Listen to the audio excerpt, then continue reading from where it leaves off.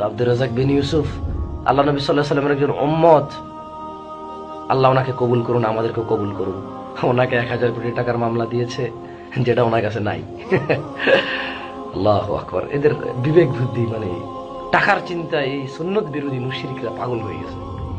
গরু ছাগল কমে যাচ্ছে হয়তো মাজারে, হ্যাঁ, গরুসে মানুষজন কমে যাচ্ছে। বড় বড় শিক্ষিত ব্যবসায়ী মানুষগুলো তো এখন আর শিরক করবে না।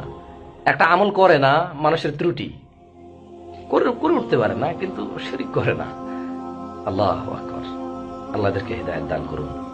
দেখুন দিনী ভাইয়েরা, আপনারা শেখ আব্দুর রাজ্জাক বিন ইউসুফের জন্য দোয়া করুন। আল্লাহ তাআলা যেন ওনার এই বিপদের ওসিলায় ওনাকে জান্নাতুল ফিরদাউস দান করেন। আল্লাহ তাআলা যেন আব্দুর রাজ্জাক বিন ইউসুফের এই বিপদের ওসিলায় ওনাকে যেন মুহাম্মদুর রাসূলুল্লাহ সাল্লাল্লাহু আলাইহি ওয়াসাল্লামের পাশাপাশি জান্নাত দান করেন। আল্লাহ তাআলা যেন উস্তাদকে কবুল করেন।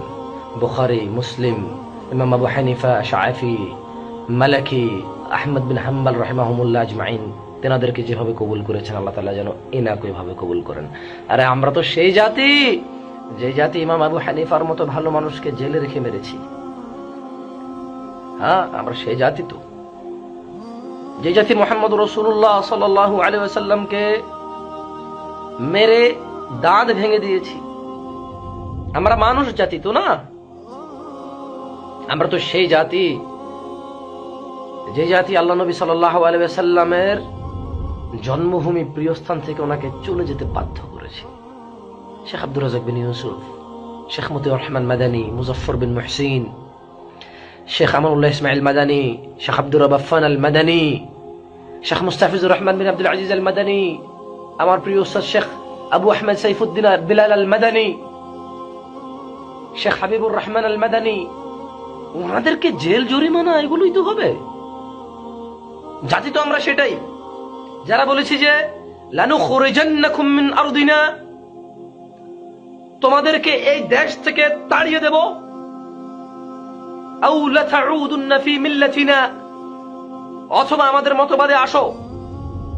আটরশি যাও, ফুরপুরা যাও, মাইজভান্ডারে যাও, অলিপুরে যাও, চরমনায় যাও, গাউস কুতুবকে মানো, যাদেরকে কবর দিয়েছি, যারা নিজেরা হেঁটে কবর যেতে পারেননি, এই নিঃস্ব লোকগুলোকে পূজা করো, এদের কাছে টাকা চাও, ধন সম্পদ চাও।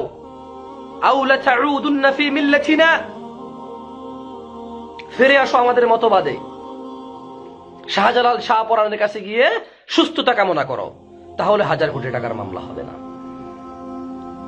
একটা পাথর রাখো, ওই পাথরের কাছে হায়াত চাও, বাচ্চা চাও, তাহলে তোমাদেরকে 1000 কোটি টাকার মামলা দেব না। আমরা সেই জাতি তো। আল্লাহ শেখ আব্দুর রাজ্জাক বিন ইউসুফের ধৈর্য বৃদ্ধি করে দিন। আল্লাহ তাআলা ধৈর্যের নিয়ামত ওনাকে দান করুন।